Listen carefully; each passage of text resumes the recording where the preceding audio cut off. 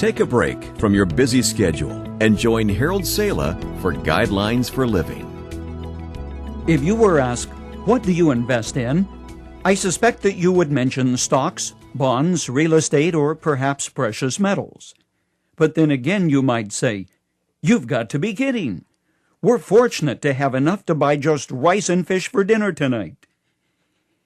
In answer to that question about what you invest in, almost always the focus is on tangibles, money.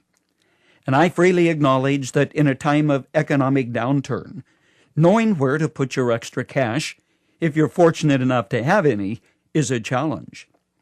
Yet money is only a small part of what you invest. I put money under the heading of resources which God has placed in your hands. And you have to do something with them. However, that's only a small part of what you invest. There are two other commodities which you invest, ones which most people give little thought to, if any. They represent your abilities or talents and your time.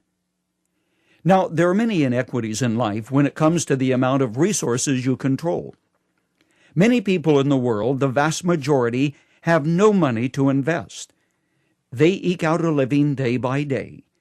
They have no need of a large freezer because they have to go to the market every morning, buy what they need for the day, and do the same thing the next morning. There are few coins left at the end of any week to invest in anything. Now, there are a lot of inequities in life. Some come into the world with a proverbial silver spoon in their mouths. That is, they're born into families with money. Sometimes those silver spoons are full of stock certificates, diamonds, and eventually titles to real estate. They're the ones who never have to be concerned about where money for next month's rent is coming from. And others, most of us, are born into families that work for our meat and potatoes or rice or fish. We think twice about spending money for anything we don't really need. But when it comes to those other two categories, your talents and your time, there's far more equality.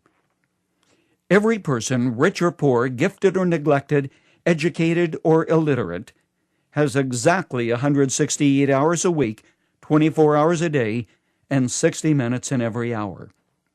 In this, there's perfect equality. The third category of what you invest, talents and abilities, also has a measure of equality.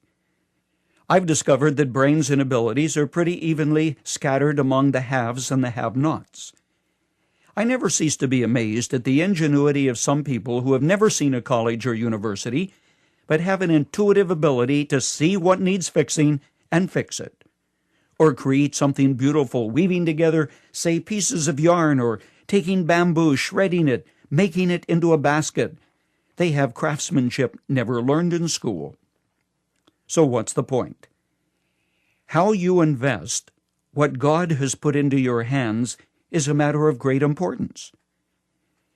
In October 1989, my wife and I were doing a conference in a rather affluent church when the American stock market was teetering and about to crash.